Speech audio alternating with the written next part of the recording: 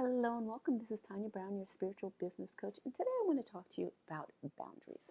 How to set boundaries for your friends, your family, and others when it comes to your business and your life so that you can have less anxiety and stress around these things. Thing is, I've said this before and I'll happily say it again. It's about teaching people how to treat you. I know that may sound condescending, but it's true. Teaching people how to treat you. A friend of mine said this back to me back in the day when I was just overwhelmed with work. I literally would, first thing in the morning, my first thing I would do was check my email. I would be in the shower thinking about my work. Before I even got to the office, I would be doing emails before I got to the office. Then when I got to the office, I was already bombarded with other things and phone calls. My day would end at 7 on a good day with me shutting down and going home. On a bad day, it would be me shutting down and going home, only to go home to turn on my computer to then do the same and pick up the phone and call the offices which were overseas, which were starting their day. So my boundaries were out of whack. I remembered going on vacation and being alerted that my assistant basically emailed one of the accounts the wrong information. I was too accessible. And I remembered having a really hard time. My dog had passed, and I remembered the person that I worked with was not a dog lover, not a pet lover at all, which kind of is a first indicator. But I called her because my computer wasn't working and I needed to get the information to the factory, and I asked her if she could send this on my behalf. And she did, and she asked me, what happened to the dog, blah, blah. She asked questions of somebody who cares, as somebody who was, apathetic to animals. So I appreciated that. But then when I saw the email the next day, she had alerted the factory that I was going through some issues, in that regard, and to not bother me past 10 p.m. my time. So that was her trying to help me. So my boundaries were skewed in that regard. So moving forward, I remembered okay, going into companies when I was freelancing, I'm like, yeah, no, freelancing was perfect for me because it set the rules. I only work these hours. I don't, overtime is paid.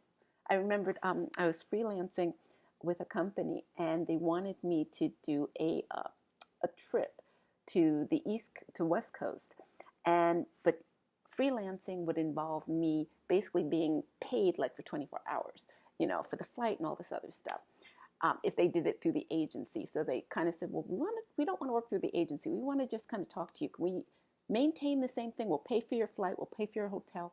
Blah blah blah blah, and we'll just act as if you're still on the same schedule. 8:30 to 5:30. Forget the fact that I'm staying overnight. And I was like, that's fine. At that point, I had never been to LA.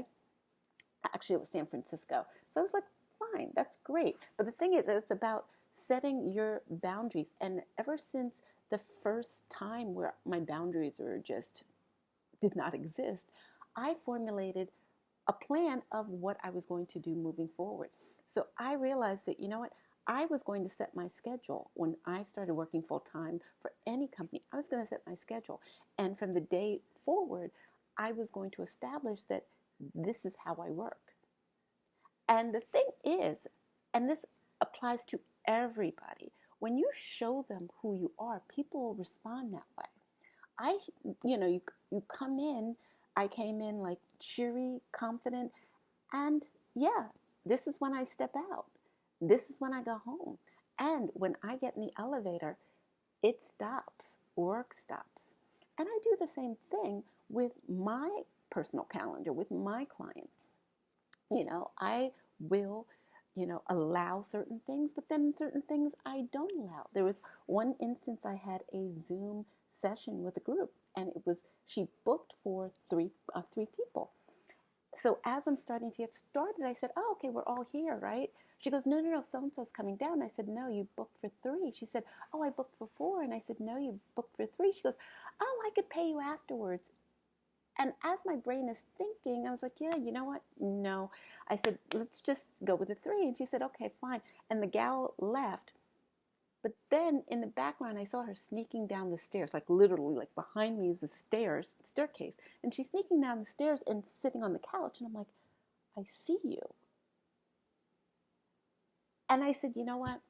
I'm just, we're, I'm going to just cancel this and cancel and refund you the money. It was just like my boundaries are crossed because you're literally trying to like sneak somebody in and hoping I'm going to give a reading to somebody that didn't pay. And it was just, I don't want to do this after the fact. So it's about setting your boundaries and sticking to them.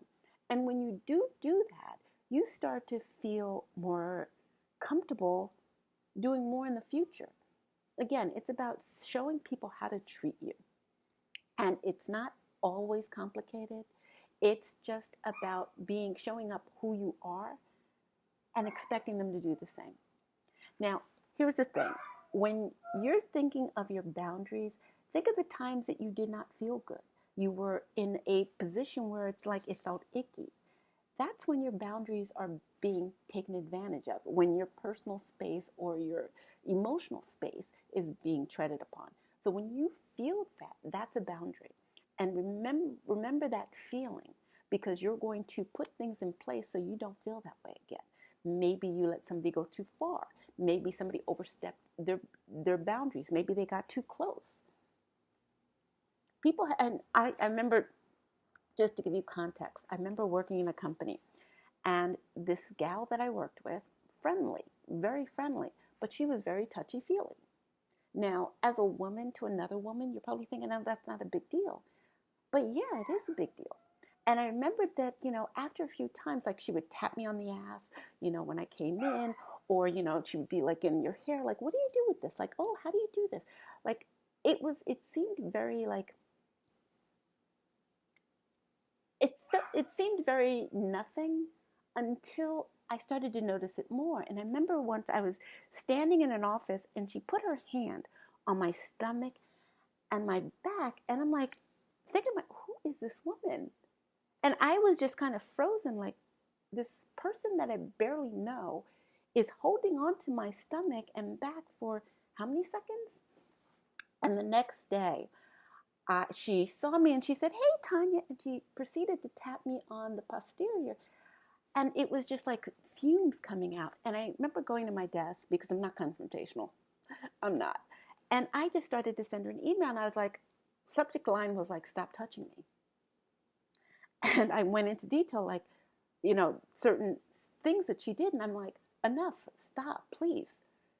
And she was very highly offended. But the point was, she had stepped over my boundaries, my personal space. And she had basically got to the point that it was like, ew, this is so inappropriate, so icky. And I put up my boundaries. She didn't like them. Her response was like, okay, fine. But the point was, I said how I felt, and I got it off my chest. And I didn't go to HR. I would have gone to HR, but the point was, I put it out there and I said, stop. And it stopped. But the thing is, being clear about what your boundaries are, and setting the intention for it not having this happen again, like putting those barriers up. That being said, don't forget to like this video, don't forget to subscribe, and don't forget to share this with your friends and family that you feel may need to see this video. And also, don't forget to comment in the comment section. I love to see what you guys have to say. And that being said, take care, and I'll see you on the next video.